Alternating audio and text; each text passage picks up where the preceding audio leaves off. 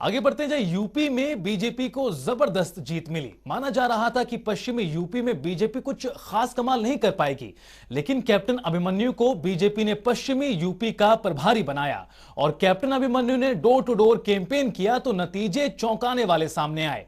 यानी कि captain Abhimanyu BJP के लिए शुभ साबित हुए। देखिए रिपोर्ट।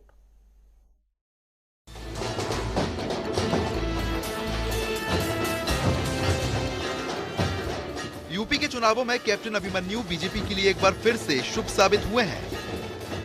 विधानसभा चुनाव में बीजेपी की बम्पर जीत हुई है।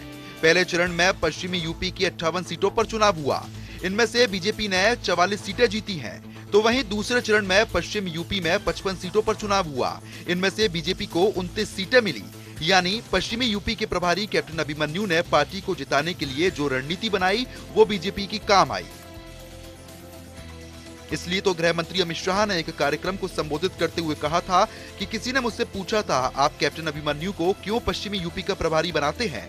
जिसके जवाब में गृह मंत्री शाह ने कहा कि कुछ लोग ऐसे होते हैं जिनको रखने से ही शुभ होता है।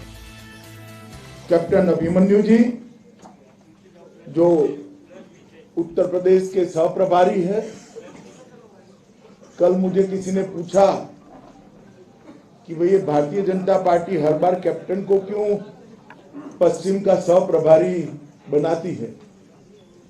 तो भाई कुछ लोग ऐसे होते हैं जिनको रखने से ही अच्छा सगुन होता है कि कैप्टन साहब उसमें हो।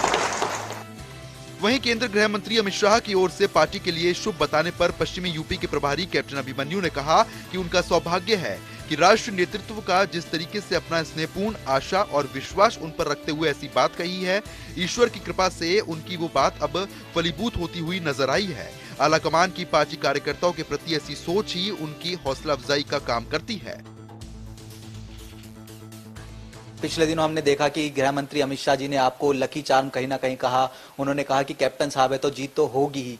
किस तरीके से सर इस बयान को देखें, क्योंकि सत्य कहीं ना कहीं साबित होता हुआ नजर आ रहा है और उत्तर प्रदेश में एक बार फिर से जो है सरकार बनती नजर आ रही है। मेरा सौभाग्य है कि मेरे राष्ट्रीय नेतृत्व ने इस प्रकार से स्नेहपूर्ण आशा और विश्वास और अपना आशीर्वाद के तौर पर कुछ बात कही जो ईश्वर कृपा से आज फलीभूत होती हुई दिखाई देती हैं। ये तो कार्यकर्ता के प्रति हमारे नेताओं का स्नेह रहता है, जिसमें हमें वो हौसला अफजाई करते हैं, हमें अपना आशीर्वाद दे करके और हमें और काम करने की प्रेरणा देते हैं।